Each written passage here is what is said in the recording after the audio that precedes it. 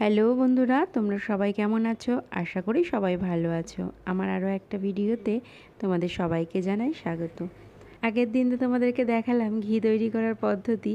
আমার পক্ষে আবার ঘি তৈরি করা সম্ভব না, কারণ ওই দুধের স্বরটা মা বলেই জমিয়ে রেখেছে। আমি হলে তো আগে তুলে ওই দুধের স্বরটাই খাবো, এত ভালো খাই।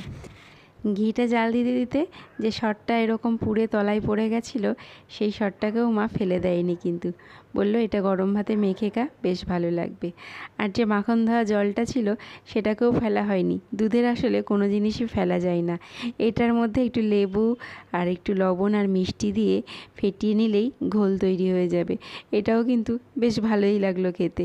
আচ্ছা, তোমরা ওই দুধের যে সরটা যে ভাজা হয়ে গেছিলো, ভাজা সরটা, সেটা দিয়ে কোনো রেসিপি কি তৈরি করো?